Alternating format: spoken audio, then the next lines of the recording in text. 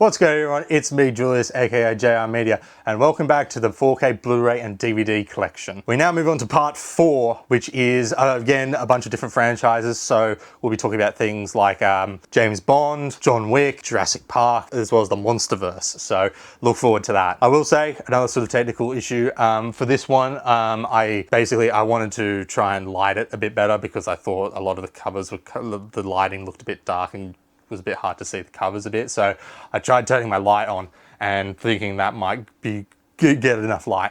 Turns out gave out too much light, so I've done a bit of tweaking in the editing, I imagine, to like sort of tweak the exposure level so it's a bit down, so it may look a bit iffy, but basically that's why I want to let you know why some parts of this video might just look, most of this video might look a tiny bit iffy or a bit off or such, because I've had to lower the exposure because basically me turning that light on caused the whole thing just to be overexposed and such. So yeah. Also, another quick technical issue. I mentioned this in the previous part, but for all this video, there are a couple of times where the microphone is quite muffled.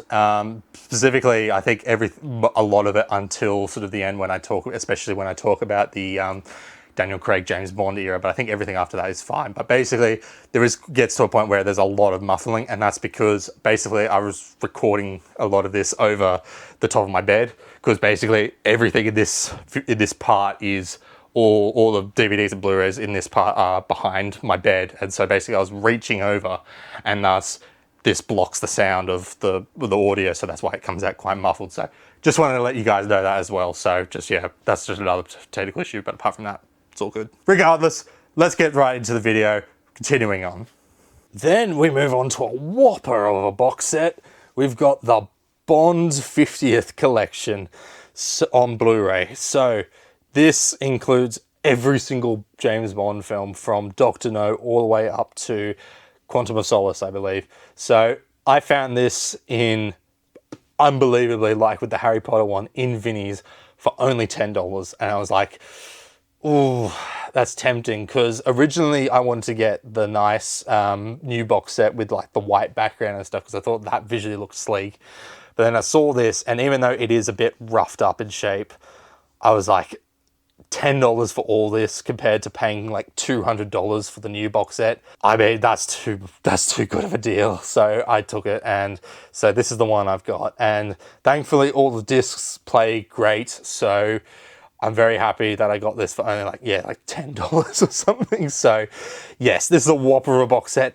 Not going to have enough time to go through every single movie, so I'll just list a couple of favorites. Goldfinger is a classic, really enjoyable. Thunderball, I really enjoy as well. I love that all the underwater stuff is great. For Your Eyes Only, I'm personally a stickler for that one. I really like that. That was one of the ones I sort of watched a bit on TV at times. A View to a Kill, maybe not the greatest Bond film, but I quite enjoy it, and I think Christopher Walken's great. I think License to Kill is damn fun. I need to give that rewatch. And then all of the Pierce Brosnan era is probably my favorite era, apart from the Craig era, because I personally prefer the more modern type Bond films, but I do very much enjoy the classic 60s, 70s and 80s Bond films. So, but yeah, I think quickly talking about the Pierce Brosnan films, GoldenEye, I mean, is a classic and the staple of how to do a new Bond right, along with Casino Royale, which is funny considering they're both made by the same guy. Tomorrow Never Dies, I might actually prefer over GoldenEye. I think it's just great, and I think the villain is so unique with Elliot Carver. I think he's great. The World Is Not Enough, enjoyable, but definitely the weakest at that point. But I think it's crazy that it took that long until we got a female Bond villain, and I think it's utilized very well. And then Die Another Day, which is just fun garbage, really. Like, just fun, just like... I would actually, you know what, I would say it's okay. It's fine. There's some laughably bad bits in it, but I think it's very fun.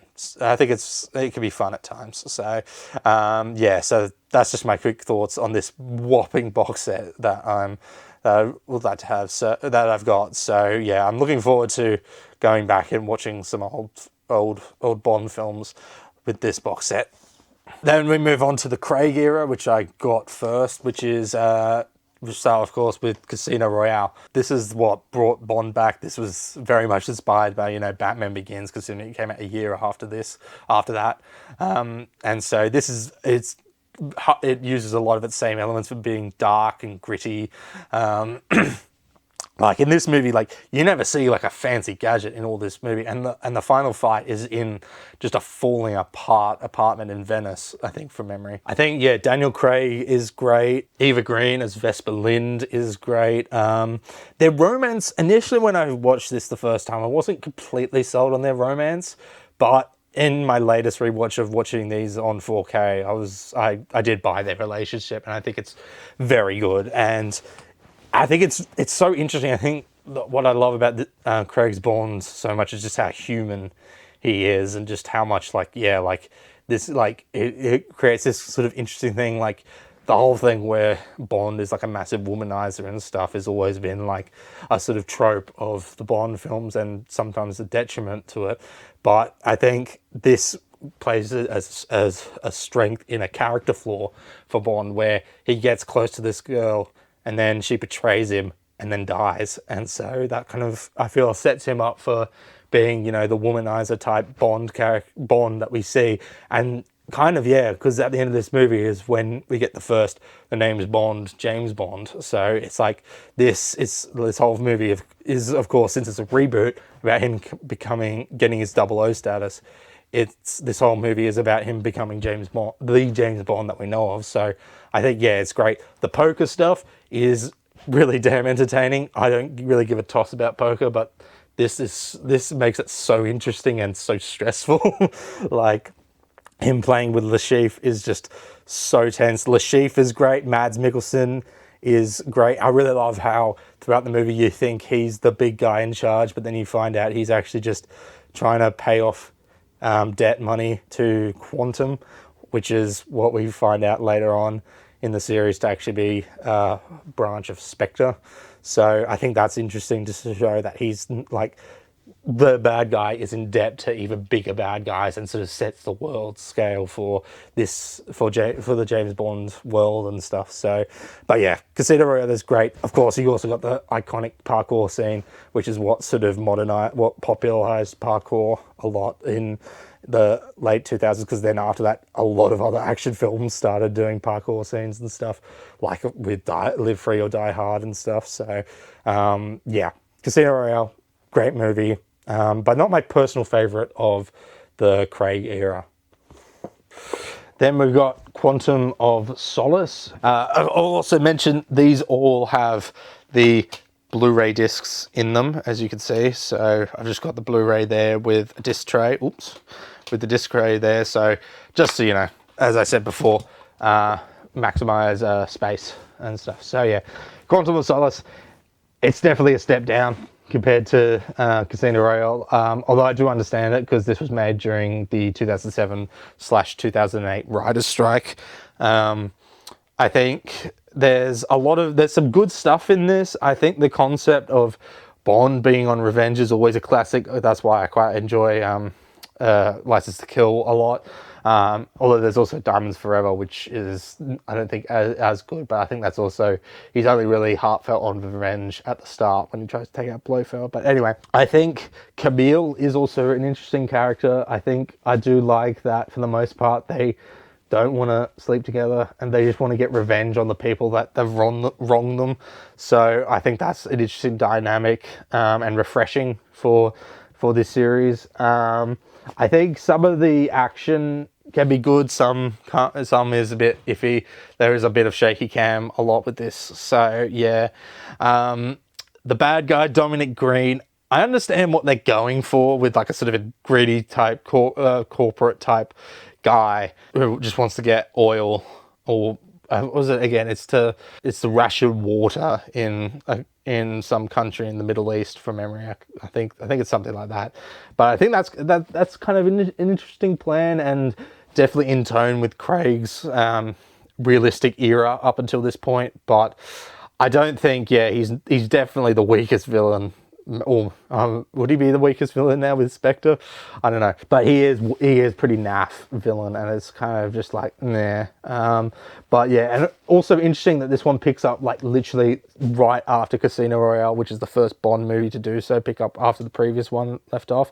So that's kind of cool, and I guess you can kind of view it as the continuation of Casino Royale because it's all about him getting revenge for Vesper's death and stuff, and the end of this movie has him confronting her boyfriend that she thought she was stringing Bond along for in order to get him out, but then it turns out no, he's a quantum agent who does all this and was sort of behind most of a lot of what happened. So, and then at the end of that, it's basically he lets go of Vesper and then becomes the proper James Bond that we all know and love. So, yeah, I think Quantum of Solace. It's okay. It's enjoyable. There's some good stuff in it, but a lot of just and it's just not as good as Casino Royale. So yeah. Then we've got Skyfall, which is my personal favorite Bond film. I really do love it. I think it's because it's got the perfect balance of Craig's realistic Bond and traditional Bond, where you've got the cars, you got the gadgets and stuff, you got the introduction of Q in this. I think it's a perfect blend, and it's a fantastic celebration for the franchise's 50th anniversary. I think Javier Bardem as Silva is maybe the best villain in the whole franchise. I think he's just so damn good. I love the fact that he's just got not real any beef with Bond. He's just got beef with M, and I think that's also what makes this movie so good, because M's featured a lot, played beautifully by Dame Judi Dench. So I think, yeah, the action is just so damn good as well. Like and it's shot beautifully too. Like Sam Mendes really knocked it out of the park with this, and it looks beautiful on 4K. But yeah, like I said, the action is just damn good. Like there's some great scenes, like the whole fight up in the skyscraper in Shanghai is fantastic. The hit chase through London is great, where Bond chases Silver. I think, and then it comes to this great climax where they go back to Bond's childhood home in Scotland, and you basically just do Home Alone, which I think is a really interesting choice, but really funny. But it utilizes M quite well there. And then you have that final bit in the chapel where sadly M dies, and it's just really sad, and just so interesting to see James Bond just like mourn properly over someone and like just be reduced to tears and stuff to mourning. And I think it's just so interesting because it's like, you know, they had this, even though she was his boss, it was more like, you could definitely feel that it was like a mother and son type relationship type thing. So yeah, Skyfall, fantastic, phenomenal movie, 10 out of 10, my personal favorite Bond movie. Just, it's got everything, and it's just a pure, beautiful celebration, as well as a great character study on Bond as well, because it's all about him like being, maybe he's a bit too old. I mean, it does feel a bit weird that the previous movie ended with him finally becoming the proper James Bond, and then the next movie it establishes all about how maybe Bond's a bit too old and stuff. So bit bizarre, but I think it works. I think it works very well, and it's a great character study into this type of Bond and stuff. So yeah, Skyfall, is my favorite of the franchise, and just such a good damn movie. The same can't be said with Spectre. Oh boy, what happened here? It's crazy that you go from that. The same director as well went from Skyfall to this. Even visually, this is so much worse looking than Skyfall. It tricks you into thinking it's going to be as good as Skyfall, with its opening scene where it's all shot in a tracking shot. But as you watch it, you notice the colors are and the lighting is a lot more flatter and duller. And then it kind of continues that with the rest of the movie. So yeah, Spectre it's a mess. Like, it's so weird. They finally, because apparently there was a bunch of like rights issues with Spectre that was preventing them using it, which is why in Quantum of Solace they created Quantum as a replacement for Spectre. But by this point they'd finally gotten the rights back for Spectre, so they retconned it, revealing that Spectre is part of Quantum, which I'm fine with, to be honest, like, because since that's supposed to be the original idea that Quantum was supposed to be Spectre, I don't know why people would have a problem with that. But I think what people more have a problem with is the fact that we retcon every single villain from the Craig Bond era to be part of Spectre, which, I mean, to be honest, I think Silver's the only one that's a problem with, because Le Chiffre is in debt to Quantum, and so I think he's supposed to be a part of Quantum, so that means he is technically part of Spectre. Dominic Green, I mean, I can kind of buy that because he's a big, rich, industrious guy, and I think he is part of Quantum as well, from memory. So yeah, if he's part of Quantum, then that makes sense to be part of Spectre.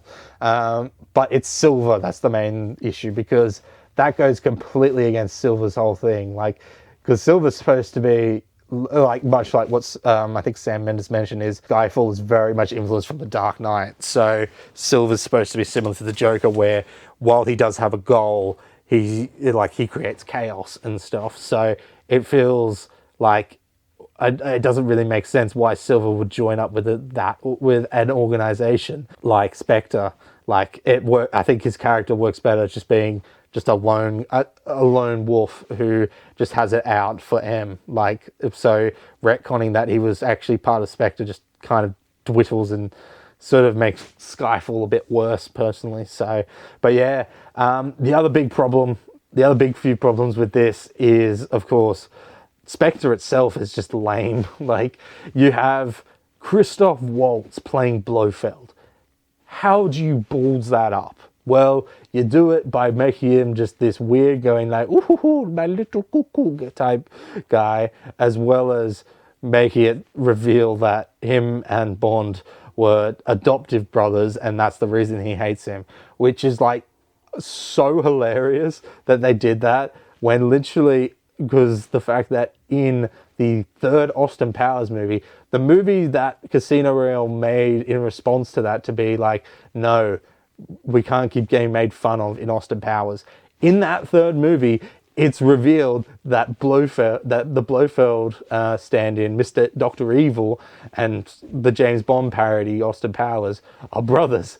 So, like, when you come to watch this movie, it's like, you're literally copying the same thing from the spoof that spoofed your movies. Like, why did you think this was such, why did you decide to do this? It's just like so bizarre. Like, and it's just like, yeah, it's just like, Christopher Waltz does not act like Blofeld at all, like I mentioned beforehand.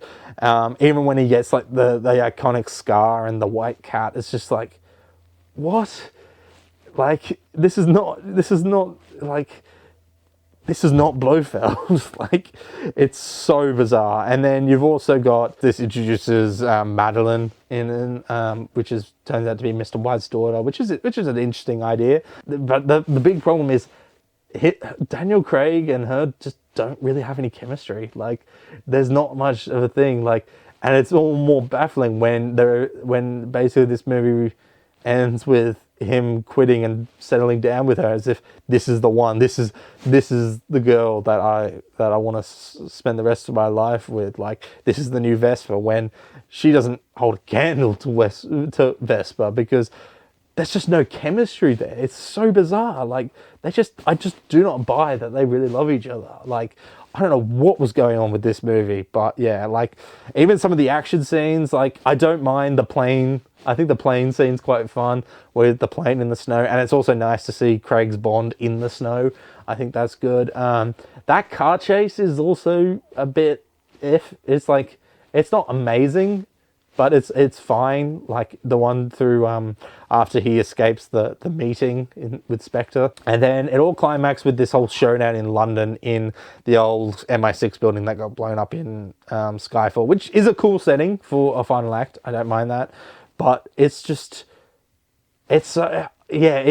so messy and so all over the place. And then it ends with Bond deciding to spare Blofeld's life, which is just bizarre. Like, they probably wanted to leave him to come back, which he does in No Time to Die. The way he plays his part in No Time to Die, it just feels like, why didn't you just kill him off here? Like, it's so bizarre, because I think this is the first time Bond lets a big bad go. Like, he just, like, doesn't kill him. Like, it's so bizarre. But yeah, Spectre is just, oh man, like, when I've watched this a couple of times, like the times that I've watched this, I've always thought, yeah, it's not bad, but it's good. Yeah, but it's not good, but it's okay and stuff. But on my recent watch, I was just like, oh boy, what is going on here? So yeah, Spectre, what a mess, just absolute, oof, like, bruh, my. So yeah, in the 4K, it looks okay. But I think the 4K does look good. It's just the way this one's shot, it's so much duller and just so more flat, like, compared to Skyfall. It's crazy because it's made by the same director. So anyway, it's probably because also the cinematographer might have been different, I think, from memory. So that's probably a big contributor why. But anyway, so yeah, Spectre, a mess. Then we have No Time to Die, which is probably the most divisive Bond film, and I love it. Like, this was the first Bond movie I saw in cinemas. Me and my mates, we went and saw it. My mates weren't big James Bond fans. I'm not really a big James Bond fan either, but we came out of this movie and we loved it. It was so damn good. This felt such an upgrade over Spectre. Like, everything in Spectre was pretty much mostly improved, except for one thing, but I'll get to that. The big thing, of course, is Madeline. The relationship between Bond and Madeline is just the amount of rework they did to this to make the believable couple is astounding. Like, this movie, you actually buy them as two people who wanted to settle down with each other but couldn't. I think they actually have chemistry here, which is crazy. I think the action is so damn good in this. I think every sequence is so memorable, from the opening car chase to the sinking of the boat to that phenomenal forest fight, all the way to the end when on the island, where it just, everything, like, is just so action packed and it's just so awesome, and just everything, like the way it's shot, especially, like, visually this movie looks gorgeous. Such an upgrade again over Spectre. So yeah, I personally really love this one. I think it might be in my top 5 Bond films. So, but yeah, I know a lot of Bonds hate this one, mainly because Bond dies at the end. But personally, I was completely all right with it. I thought it earned the death. I thought he goes out like a pretty good way. I think it's beautiful end to his character, because this has always been like the human Bond, so it makes sense. It did feel a bit weird when on my rewatch. Like, I noticed in this movie he's a lot more jokey, a lot more quippy, and a bit more lighthearted and stuff. But then I thought about it, but then when I rewatched it again, I noticed he's not like that in the first bit before the big, like, 3-year time jump. And so I thought, okay, so that's why, because basically him being retired for 3 years has sort of made him a bit loose in his personality. So he's a bit more whimsical, maybe a bit more happy, to be honest. So, because I definitely noticed that, because in the other movies he's very cold and quite stoic in personality. But in this, he's a lot more whimsical, a lot more witty and stuff. And so I sort of attribute that to him being retired for like 3 years until he's brought into the fold again. The issues the other sort of issues I have with this is Safin isn't the greatest baddie. Like, he's okay, but he's a bit sort of naff and sort of forgettable, to be honest. Like, I think they should have gone with what a lot of people were theorizing, with him actually being a modern version of Dr. No. But alas, no, we got this guy who has beef with Spectre, which is kind of interesting, but it doesn't really go a whole lot nowhere. But regardless, I still love that. And then the other big issue is, again, Christoph Waltz with Blofeld is just like, he's only in one scene and is then just killed off. Although I do like the bit where, like, they've got like the eye, which is him able to look at his birthday party through his prison cell. I think that's very funny, and just really it feels very much of how much we've evolved from Casino Royale, where they just would not show, they would not feature a fancy gadget or anything, to now we're just delving right into just the sci-fi nature, or just the fantastical nature of the James Bond franchise, where we have a digital eye on a pillowcase that is being shown around this party that's to celebrate Blofeld's birthday. Like, just so funny. So, but yeah, I think, yeah, I don't know why they decided to bring Christoph Waltz back as Blofeld for that one scene and then kill him off but I guess they just had to, they were just tied to what Spectre ended with, and so like, all right, well, let's quickly get him in and just wrap his story up real quick, because we're not focusing on him. And so, yeah, so I think he is kind of pretty much wasted, and just feels just like, yeah, just what a shame. Like, the fact that they cocked up Blofeld in this series, which is such a shame, because he is the big bad in terms of James Bond villains. So, but anyway, No Time to Die, a great end, personally, to James Bond's tenure, and great conclusion. And it'll be very interesting to see where the series ends up next, especially now with Denis Villeneuve taking on the reins for doing a new Bond film. So yeah, great film, one of my personal favorites. Personally, I really do enjoy it. Then we've got Jaws, the 40th anniversary edition on Blu-ray. I do have the 4K right next to this, but I wanted to keep this one on the shelf because I really love the cover art on this, having the traditional Jaws poster, but giving it a blue filter, I think looks really cool. In terms of the movie, fantastic. This is what invented the blockbuster term. It's just so damn good. Pretty much a horror movie, really. Like, it is just downright, just genuinely a horror movie, just without like a psycho killer. It's just a shark. It's so effective, this movie, like, and just how influential it is. Like, I can't name another movie that made people so terrified of one thing like this movie did with sharks. Like, it's just so damn good. It's so captivating. Like, also, like, looking, like, yeah, like, the characters are great. I think the main guy, I can't remember his name. Is that Chief Brody or something from memory? I think so.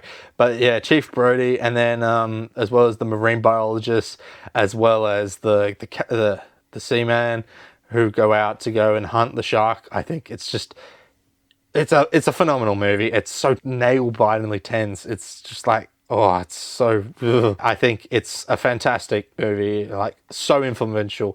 And it's crazy how effective the shark is, considering apparently it just didn't work for most of it. Like, it's absolutely crazy. But yeah, so yeah, Jaws, it's the best shark movie. I don't think anything will come close. And it's just, just so damn good. And just so scary and just so nerve-wracking and tense. So yeah.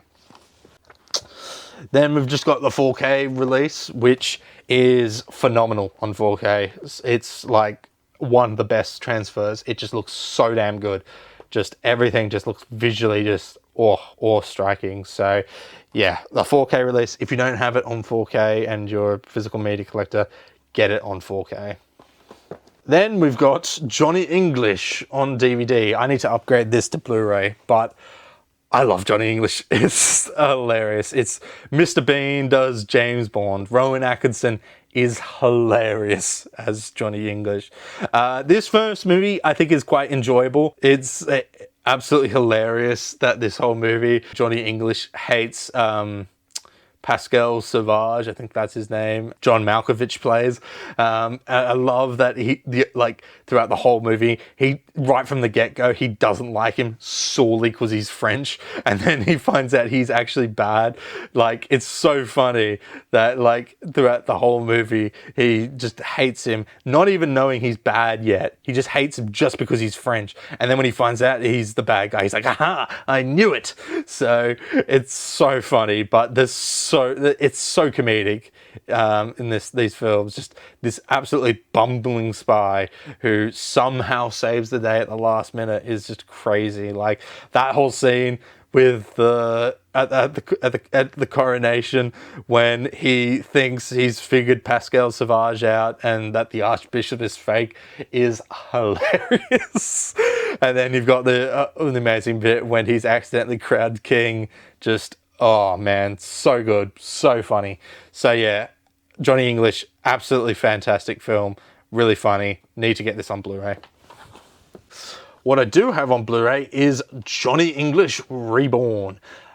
This was also probably actually one of the other movies I sort of watched on my very old Samsung TV on the Big Pond store.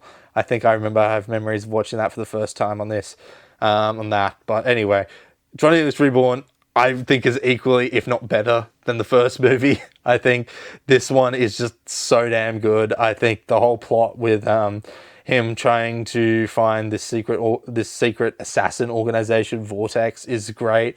I think just all the times he messes up is just so hilarious. Like, especially with the cleaning lady, when he keeps on thinking he's got the cleaning lady, but he just doesn't, and it comes to a great final scene in the movie, just so hilarious.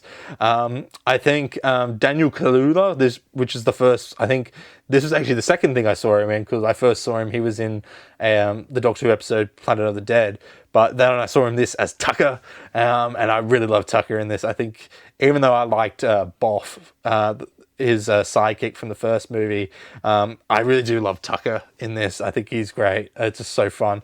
But yeah, Johnny English Reborn, so fun. Just so enjoyable. Even the action's pretty damn good. Like, you've got the memorable bit where there's that guy that's just doing parkour, and then it's just Johnny English just takes the stairs, takes the lift, walks across a walkway, just non-shabbily, just does not get any rough on him. It's just so good. But then, yeah, you've got also some other great chase sequences in this, as well as just some great action sequences, like with the helicopter, and also the final set piece with Simon in the cable car. So yeah, I do think it's also interesting they have this sort of thing that between the first movie and the second movie, he has sort of this sort of trauma for letting the Nigerian Prime Minister get assassinated. Oh, Mozambique, sorry. I'm awful with my geography, so apologize. Kind of an interesting thing about how, yeah, like, his daftness, like, caused him to, like, fail to protect the Prime Minister. Of course, we find out he just got distracted by some lovely, lovely lady. Yeah, I think that's kind of an interesting thing to go, like, to sort of explore some sort of trauma type thing, which probably shouldn't be in this type of movie, but I think it's interesting that there is. So, but anyway, Johnny English Reborn, fantastic, hilarious movie. Like, definitely not an amazing movie at all, but just really, really damn funny. Then we move on to John Wick. This has become a massive franchise, hasn't it? It's crazy that it all started with this one movie that was just made as just a one-off thing about, like, Keanu Reeves just wanted to do this movie about this guy who was a previous hitman who comes out of retirement to avenge his dog. So, but yeah, this first movie is great. Like, it set the stage for this whole franchise. It's absolutely phenomenal. I mean, the premise is just so captivating as well. Like, just the idea about a hitman coming out of retirement solely because a bunch of thieves broke in and killed his dog. It's just like, man, it's crazy. I mean, this whole franchise is just the definition of hype and aurora moments, because aura. I can never say aura without saying aurora. Like, that's just how I say it. But hype and aura moments with John Wick, because it plays to Keanu's strength. Because I mean, I like everyone else loves Keanu, but he's not the greatest actor, is he? So I think this definitely plays to his strength of just being mostly silent protagonist. Although, really, this first movie, he gets a lot of lines in this. And to be fair, he has some good scenes. Like, that whole scene when he's tied up and he's like saying, "Yeah, I'm thinking I'm back. But now, yeah, I'm thinking I'm back." I think that's actually probably one of Keanu's best performances in anything. Like, he gets a lot of dialogue in this one compared to the others, where he definitely reigns into being just living off the Baba Yaga type mystique and sort of aura, really. But yeah, I think, yeah, he gets a lot of lines in this, and some good character work in this, because of course this is the first movie, so we have to introduce John Wick and stuff. I think the action is great, but the thing is, this franchise has such good action that this is probably the weakest in terms of action, yet it's still great, because it just, where they go from here, it just gets impossibly better and better as each film goes on. But yeah, I think it's great. Vigo is a great antagonist. I think he's great. Just the whole idea, this whole world that is created with the Continental and how it works and stuff, is just so fascinating, and just provides some great world building. It's just so fascinating, so cool to see. I think also just the mythic status of John Wick as the Baba Yaga, where just every criminal just fears him. Like the whole bit when Vigo calls the mechanic guy and asking why he hit his son, and he was like, it's because he stole John Wick's car, and then Vigo's just like, oh. And so he's like, and then he talks with his son. It's like, it's not what you did that concerns me, son. It's who you did it to. It's not what you did, son, that angers me, son.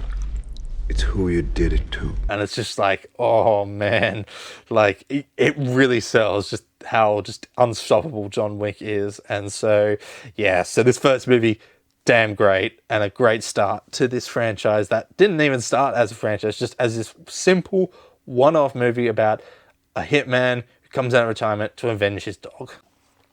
Then we move on to John Wick Chapter 2, which you can't actually get on 4K here anymore in Australia. For some reason, this one just went out of print and they haven't reprinted it, so it's a bit trickier to find the 4K of this one. But anyway, John Wick 2 is great. I think it's definitely, almost each sequel is better than the last, really. I think the action here is stepped up a whole notch. I think I really love how it has consequences from the first film, with him coming back, with the fact that I think Santino, I think his name is, the rich Italian guy, basically blackmails John into coming back because he's been marked if he ever came back again, if he got back in the game.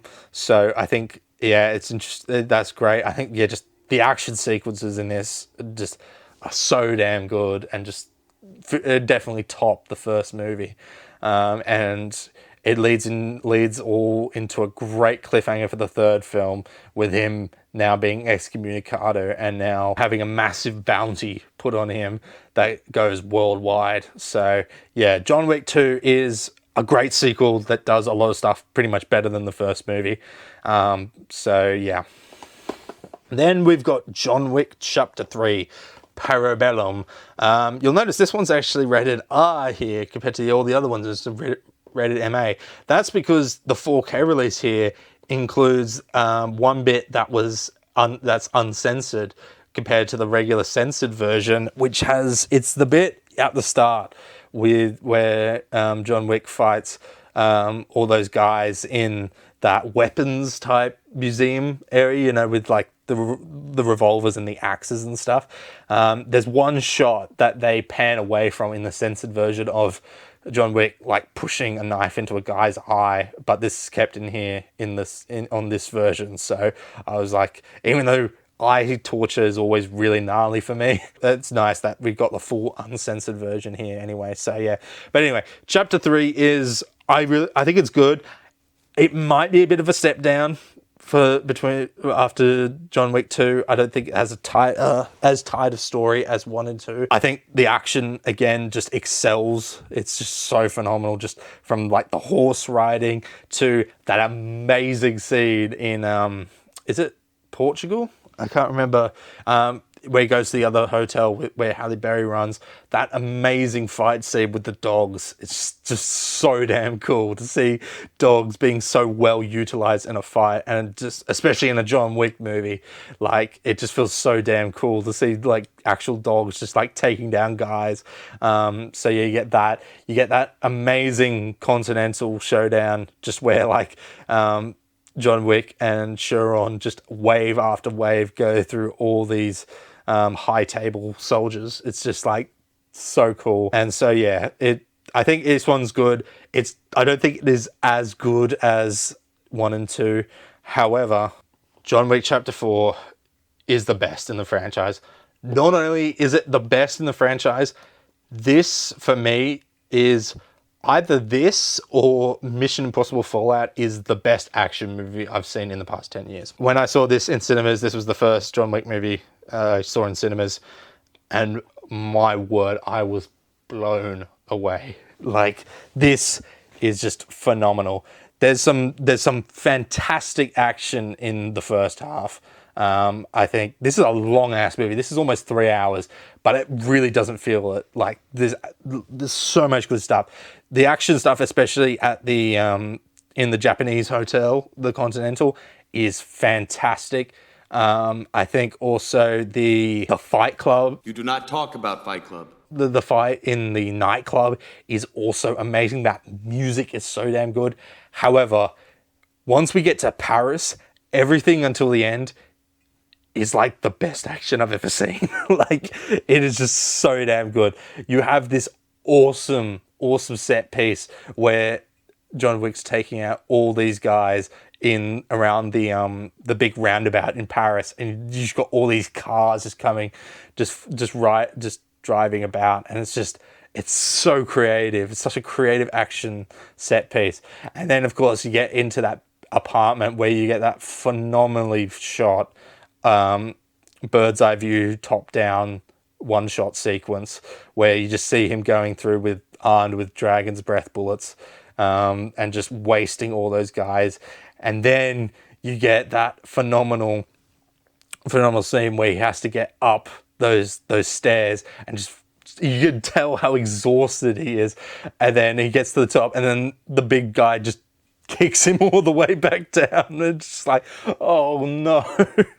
And then eventually he takes out, the tracker actually takes out the big henchman guy. But after that, we then get a really interesting, unique action sequence where we have a duel between John Wick and Bill Skarsgård's character, where it's just a simple duel with him as well as Kane. Kane is the main one, which I got to talk about Kane in a minute. But yeah, that duel scene is great, just overlooking the sun by that church. Just a phenomenal final end to John Wick, and just a perfect ending to his character and such. So yeah, going back to the characters, like I said, Kane is absolutely fantastic and probably the best addition to this franchise. I think is just great. He's a very interesting and very compelling character. Donnie Yen's action is just so damn good. Like, that whole scene at the Japanese hotel is just the Continental Hotel is just so damn good. Like, it's everything in this movie is just, the action is just so phenomenal in this movie. So, but yeah, it's a fantastic end, and I think really just end it here. Like, I think Ballerina did a good job being, like, side stuff as well.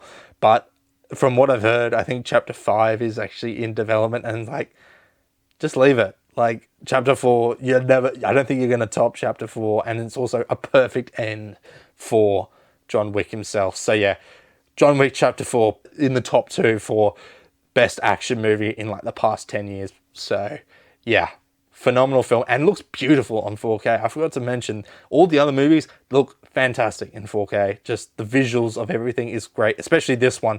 Just the vibrance of everything from the Continental Hotel to the nightclub to the apartment fight scene to even the duel, just looks so damn beautiful. So yeah, John Wick Chapter 4, phenomenal.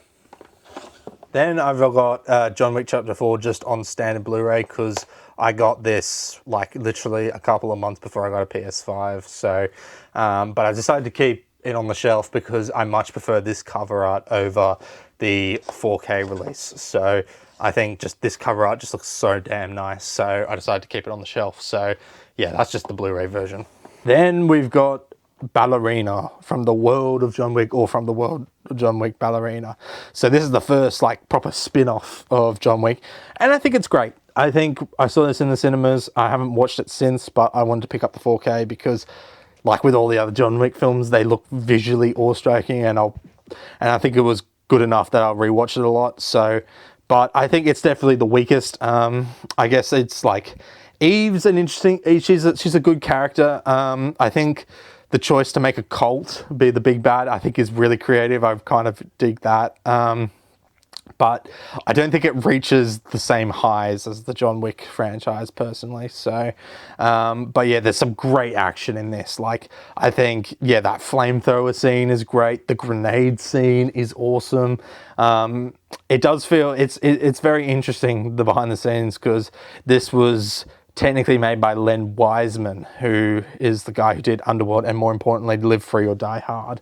But apparently they reshot a lot of stuff, and they brought in Chad something. I can't remember his last name, but he's the guy who I think has directed all the other John Wick films. He's like the reason why the John Wick action set pieces are just so damn good. So, and you can definitely feel they're up to scratch here in this movie.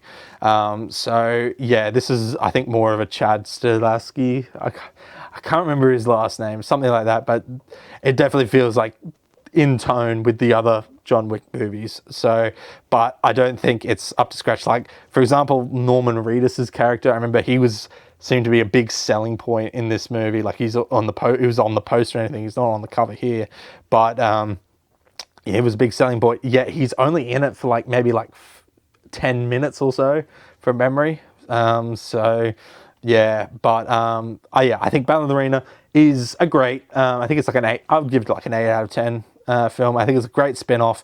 Really interesting as well. I think the inclusion of John Wick is great, where you basically flip it and have it be like John Wick is now sort of the threat, as you can see. And I think it's handled quite well, where he just absolutely wrecks Eve, but he doesn't want to kill her because he understands like the path she's going on. So, and he basically gives her leeway with, I think from memory, like she has to, like, basically, yeah, John Wick's been employed to take out Eve and not cause a disturbance with these with this cult, because the cult is in league with the ballerina syndicate. But he actually says, like, you have until midnight to do your to go and take out the people that you want to before I have to come and get you. And so I think, yeah, I think the way they utilize John Wick in this is pretty damn great. So yeah, this is of course also the last appearance of Lance Reddick, since this was filmed like right before he died. So this is the last movie to come out featuring him, which is very sad because he's great as Sharona, and it was quite sad when in John Wick 4 when he gets killed off, but we all kind of knew that was going to happen. So but yeah, Ballerina, great film. Looking forward to watching this on 4K. Then we have Welcome to Jurassic Park. Welcome to Jurassic Park. Jurassic Park, I mean, it's a classic. Like, it's phenomenally regarded as one of the best movies of all time. This is interesting. This was like the only type of Spielberg sort of franchise, or mainly one of the Spielberg's big movies, apart from E.T., were the ones that I never watched as a kid. Yeah, like Jurassic Park and E.T., I never watched as a kid. So Jurassic Park, I only watched this for the first time a couple of years ago. I'd seen a couple of the other sequels, like I had seen Jurassic World, I saw Fallen Kingdom in cinemas, but I never watched the first one until like maybe, I think it was 3 years ago. So that's mind-boggling. But this movie proves that, nostalgia aside, this movie is phenomenal. Like, this movie is just awe-striking. If you look at my letterbox, I've been going through the entire Jurassic franchise at the moment. So right now I'm up to Jurassic World Dominion, which I'm not looking forward to watching from what I've heard. So you can see my reviews on this. But like with Indiana Jones, or particularly Raiders of the Lost Ark, my review of Jurassic Park is not that deep, because what else is there to say about this movie? It's absolutely phenomenal. Like, it's just, the CGI work is fantastic, the characters are great, just the whole vibe of the whole movie is just so wonderful. Like, the fact that it starts off this awe-wandering, like, beautiful thing of like dinosaurs are back and they exist and they're real, and then everything just goes horribly wrong and it turns into a survival movie where these characters have to get off this island where the dinosaurs have escaped and just running rampant. Like, just, it's absolutely phenomenal. The characters are great. I said that before, but it's such a good damn movie. Just so damn special. The score as well, John Williams' score is phenomenal as well. It's just a damn good movie. So yeah, so this is actually the latest release of the movie. So this is the new remastered, as you can see up here, because I'd heard the original release, the 4K transfer wasn't that good, but they improved it here. And when I watched it the other night, I thought, yeah, it looks damn good. It looks really good. Like, yeah, and I especially picked this one up because that old version is now out of print here in Australia. So yeah, so this is the new version. This is the new remastered version with Dolby Atmos as well, and you can feel it when you have Dolby Atmos included on this. Boy howdy, you can hear the roars of the T-Rex especially.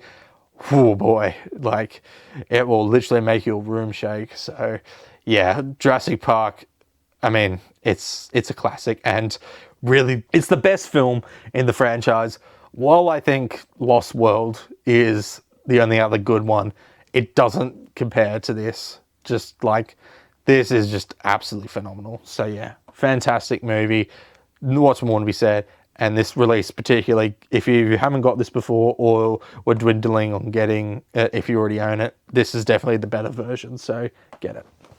Then we have the 3D version of Jurassic Park. I picked this one up after I got the 4K because I wanted to get it on stand Blu-ray as well, and I'd heard that the 3D for this is actually I think regarded as the best post-converted 3D version of a film. And basically what that means is, of course, back when this came out, 3D wasn't the thing back then. I mean, it was back in like the 80s and stuff, but the 3D from, you know, Avatar and stuff wasn't a thing back then. So basically a lot of big movies back in the early 2010s, they would go and post-convert their movies into 3D.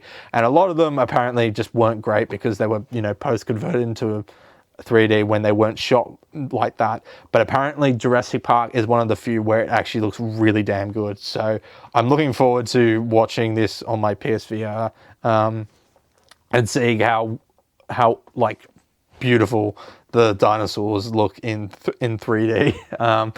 So yeah, looking forward to checking that out on 3D. Then we've got Kingsman, the Secret Service. So this is quite an enjoyable sort of couple of films. Like, this is very much like a modern type version of a very modernized James Bond franchise, but it's got that comic book tone, which makes a lot of sense because this is based on a comic book by Mark Millar. So yeah, I think it's really fun. I think it's a really it feels like a very sort of tongue-in-cheek but kind of respectful homage to the Bond films and stuff. So yeah, I think Matthew Vaughn is a great director. It's a shame what happened with him. Like, he did so many good movies. He did X-Men First Class, he did Kick-Ass, he did this, but then he kind of just fell off a bit. Like, the last movie I heard about he did was Argyle, and I think that wasn't received critically very well. So it's a shame because he makes some good-ass movies. But anyways, Kingsman: The Secret Service, great fun, great, hilarious. That, of course, the church fight is so iconic and so beautifully shot. Just like that whole messy one take is just like, it feels so rough and so gritty, just so damn good. That action sequence is absolutely phenomenal. So yeah, great film. Then we've got Kingsman: The Golden Circle, which is definitely not as good as the first movie. I don't think it reaches the same highs as that first movie, but I think it's still pretty good. I think the decision to bring Harry back is a bit of a meh. It feels very much similar to Men in Black 2, where it's like, we've already written out the main agent who has taken the protagonist under his wing to train him, but it's to really of course, you know, he's going to become the replacement and he's going to be the main agent. But then they kind of backtrack that by having the mentor come back. So it feels similar to that, and it just feels like, yeah, no, we should have just left Harry be dead. So, but yeah, but apart from that, I think the action is still great. Definitely, there's not a sequence that is as good as that church fight, even though it definitely tries to top it, like with the whole final fight with Pedro Pascal at the end. This was also the first movie I saw Pedro Pascal in, so I thought that was funny. I think the decision to nuke all of Kingsman is a bit of a shame. Like, everyone just gets wiped out just like that. Like, all the characters we grow to like it in the first movie just gone, and it's like, that's a bit of a shame. And it kind of limits itself for maybe future movies, because it's like, sure, they could rebuild, but it's like, you've already killed off the Kingsman organization in your second movie. So, but yeah, it's all right. I think the inclusion of having the American Kingsman is really interesting as well, and how they're all like named after like alcohol and stuff. I think, yeah, that's cool. Julianne Moore as the villain, she's all right. She's definitely not as good as Samuel L. Jackson. But however, Elton John is so damn funny in this. Just every time he's on screen, it's just a baffle of laughs. So yeah, Kingsman Golden Circle, definitely not as good as the first movie, but I still enjoy it. So yeah. Then we've got another DVD, Lego: The Adventures of Clutch Powers. This is a childhood favorite of mine, because before the Lego movie, this was the only Lego movie we had. This is great fun. I mean, it's not a quality movie at all. It's very simple, very bare bones, but it's enjoyable. I think the most impressive thing is the way it blends all the Lego themes together, compared to the Lego movie, where in that it was all different dimensions. Here it's just a massive universe itself. Like Lego City is like all on just Earth, and then you go to space, and then you go to Mars. So you got Space Police and then Mars Mission, and then there's literally a whole different planet where Lego Castle and all the medieval stuff takes place. So I think that's actually kind of a cooler idea, rather than just making it every Lego theme separated in different dimensions in the Lego movie. But yeah, it's a fun type sort of adventure movie about Clutch Powers, who is like he's supposed to be like an Indiana Jones type swashbuckling archaeologist type character who's searching for his dad, but then come across this wizard guy who escaped from Mars. Like, I do really like how it blends a lot of genres together in this one movie and all these Lego themes. But yeah, it's a fine like movie, and all right first attempt at a Lego movie, but it's a very much a straight to DVD type kids film. So yeah, I just got this here because of nostalgia purposes. So yeah. Then we have Love Actually, which is probably feels a bit of far cry from what else I've got in my collection, because this is just a romantic comedy, and I don't really have any other romantic comedies in this collection. So, but yes, I really do love Actually. This is probably my third favorite Christmas film, I think.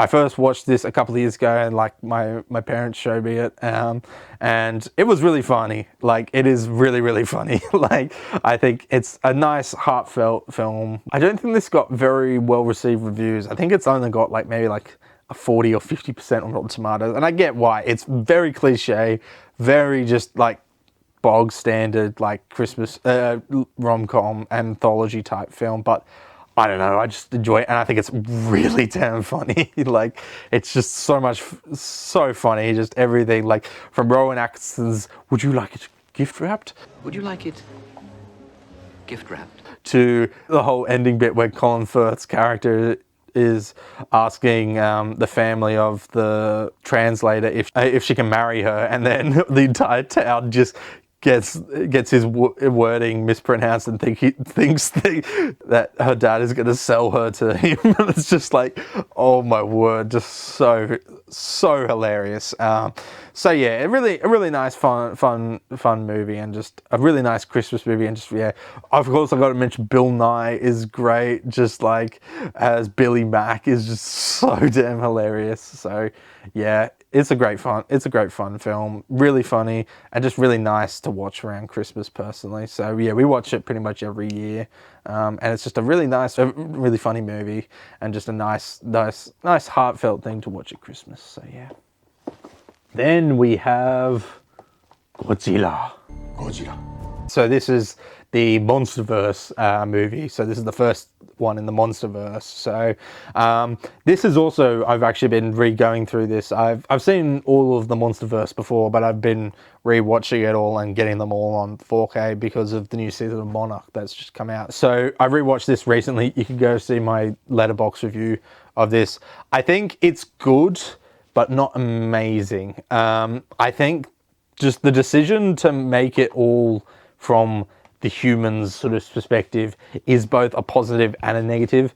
I think it's just so interesting, the world building of this, where of course you've got director Gareth Edwards in this, and this was like showed Gareth Edwards' strength in that he knows how to film scale. Like this movie, like having everything just feel everything, like the sense of scale to everything in this movie is just enormous. Like you really feel Godzilla and these monsters are just like massive titans who just overshadow just everything, and are just so bloody massive. Like I think that's what this human element achieves. Like it feels like this down to earth, like look at like how humans react to the fact that these giant monsters just exist in their world and stuff. So I think it's very good. The big problem is Godzilla's not really in a lot of it, even though it's his movie. Like, and even when he does appear, a lot of it is leading up to a big fight, and then it cuts away, or it just shows the fight on a little TV screen, just of a recap on the news. It's just like, it's a lot of this teasing, and it just feels like, I understand what you're going for. You're wanting to like concentrate mostly on the human element and stuff, but it's a Godzilla movie. Like, what are you doing? Like, it feels a bit bizarre. It also doesn't help that the movie introduces a great protagonist with Bryan Cranston as Joe Brody, and then about about half an hour or 45 minutes into the movie, it then just kills him off, and then we just get his son, Ford Brody, just a generic soldier, which is just like, and he's really bland and just has no real captivating personality, just makes it kind of sink a bit.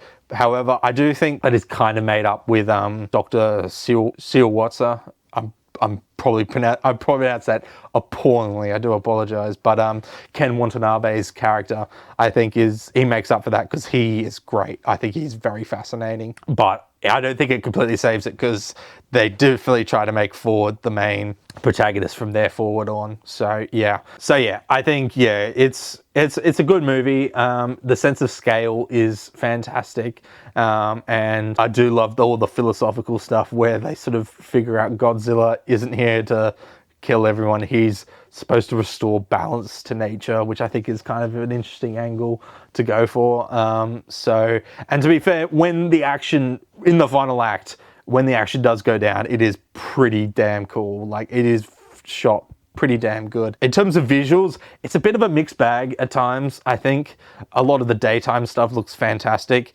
That Halo jump in the third act is absolutely phenomenal. Just the sound design of it sounding like, the monolith from 2001: A Space Odyssey, as well as just the visuals showing them falling out of the plane and down onto San Francisco. Just like, it really sells the idea that they're literally like diving into hell, basically. So, but yeah, that looks great. But at the same time, there's a lot of night scenes where it is really hard to see. Like, it is really hard to see what's going on. Like, apparently the original Blu-ray, which is included in this, was notoriously bad because they didn't adjust any of the lighting for it, so you couldn't see anything at all. So, but I think they fixed that in the 4K because you can see stuff a lot better. However, I personally watched this at nighttime with a lot of the lights off. So if I was to watch this in the daytime, there was probably a lot of scenes at night where I just could not see. I would not be able to see what's happening.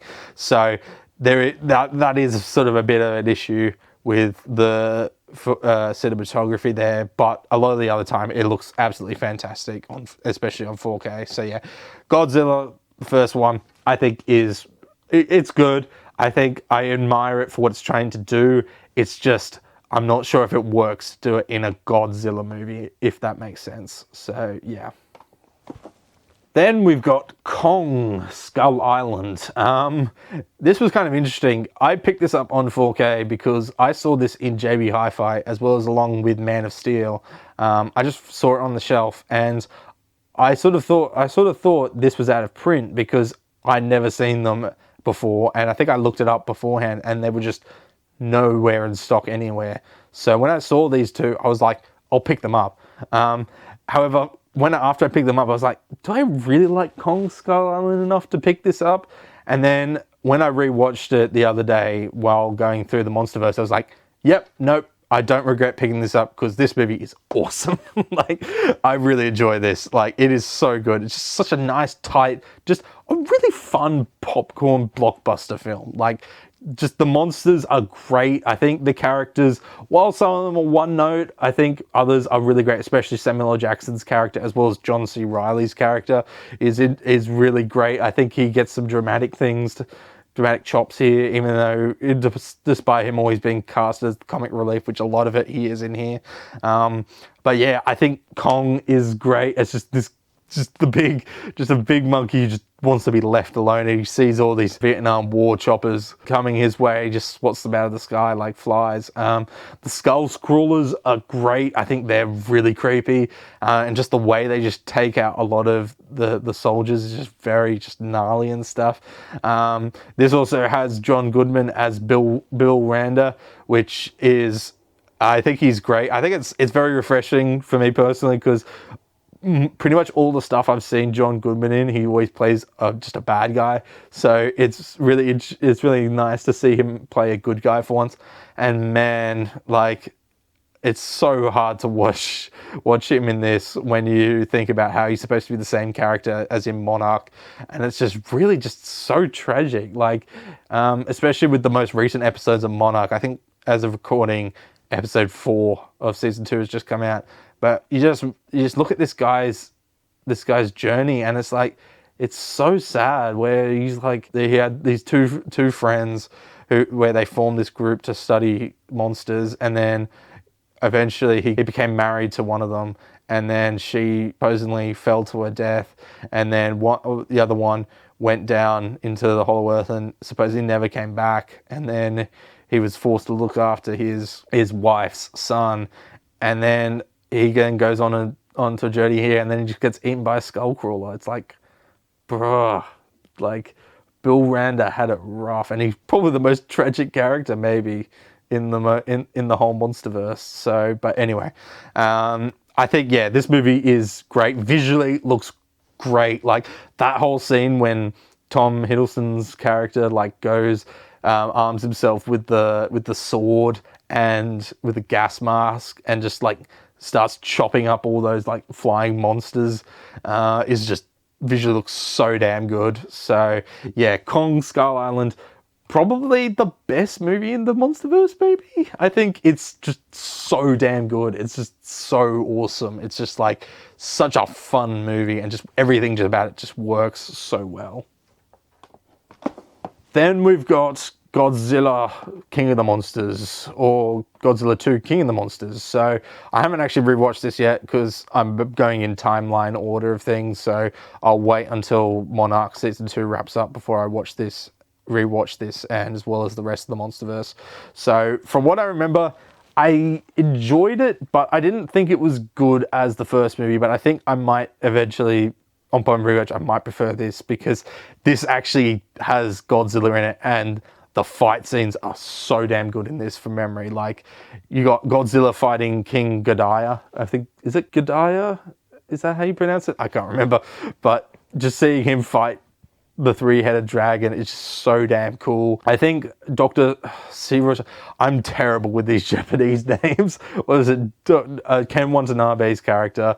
I think he's pretty damn great. It's a bit of a shame that they decided to kill him off in this one, but it is a pretty beautiful way for him to do it, where he sacrifices his life to save Godzilla, compared to in the very, very original 1930s Godzilla movie, where the same character sacrifices his life to stop Godzilla. So it's a nice sort of parallel with that. I think what brings this movie down is the human element.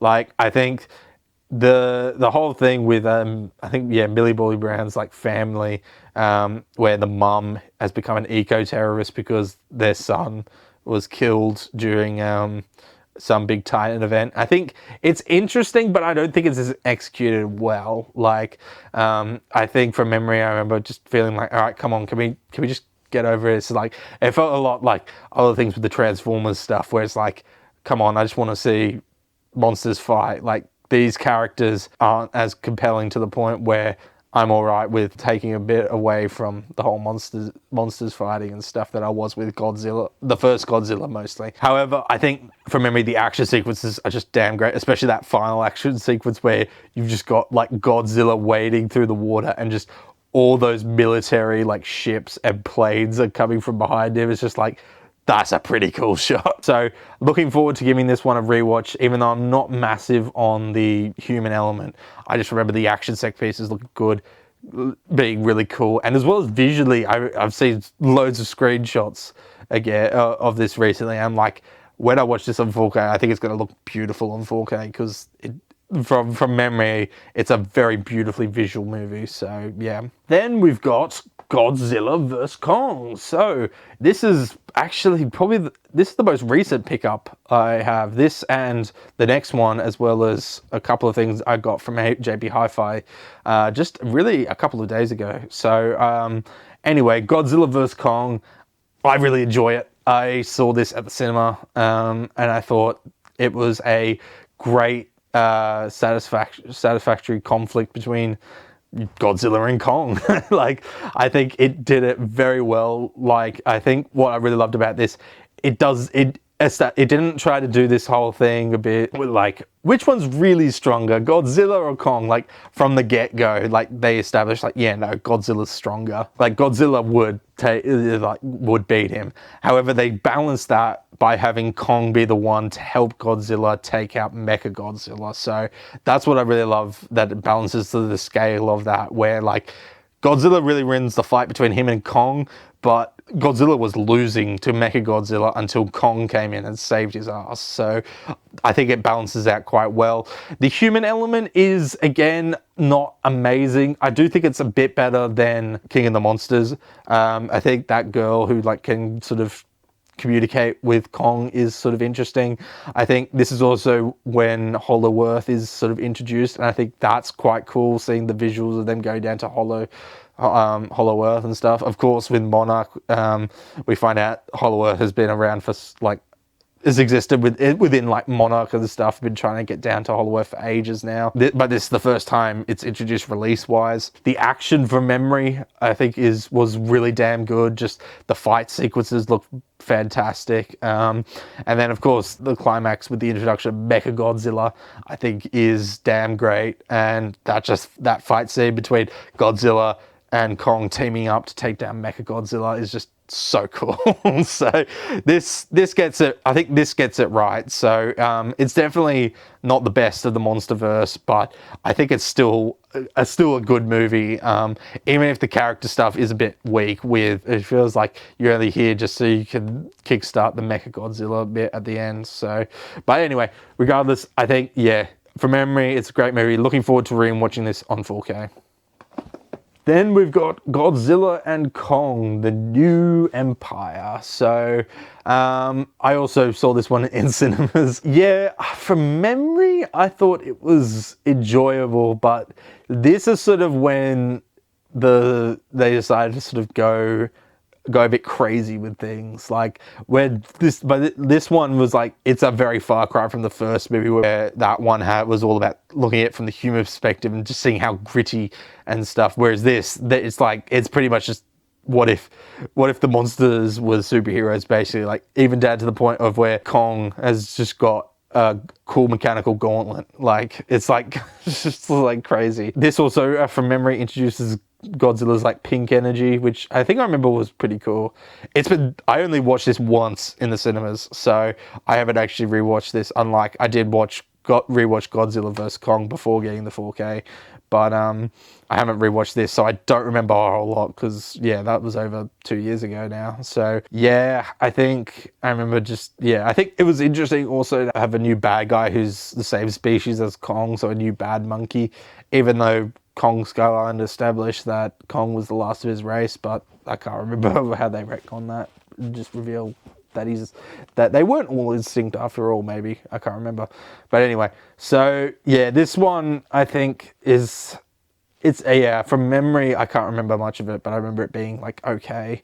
And just enjoyable fun, but it feels like this is when you should stop taking the MonsterVerse kind of seriously, especially with Monarch and stuff, which feels very sort of more grounded and more sort of down to earth, really. But I think the next movie is just another Godzilla and Kong movie, which I also hope they move away from. They don't just stay stuck with just doing Godzilla and Kong team up movies. Like, go back to doing other things, like give us like maybe a Mothra like film. I think that could be interesting. So, but that probably won't sell tickets compared to Godzilla or Kong. So yeah, anyway, all right movie for what I remember, but I'm very much actually looking forward to rewatching this to see what I think of this, especially on 4K. So yeah. So that brings an end to part 4 of the 4K Blu-ray and DVD collection. Next time, part 5 will be a big one. It will be Marvel Cinematic Universe. So a lot of Marvel stuff. I really realized that should have gone before the MonsterVerse, because if I'm going by alphabetical order, Marvel goes before Monster.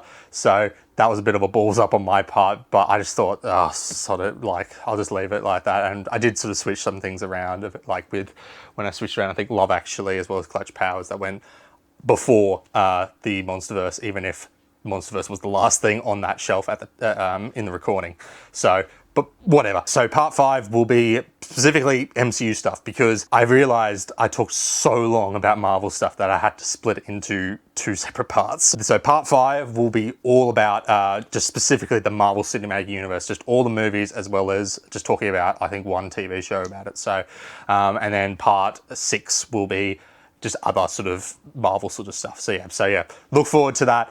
If you're not interested in that, fair enough. Feel free to skip the next 2 parts to when we talk about sort of other franchises stuff again. But next 2 ones, if you're a Marvel person, if you enjoy all Marvel, like Marvel Comics, Marvel Cinematic Universe, whatever, you might enjoy this. So stay tuned for that, and I'll see you then. Till then, take care.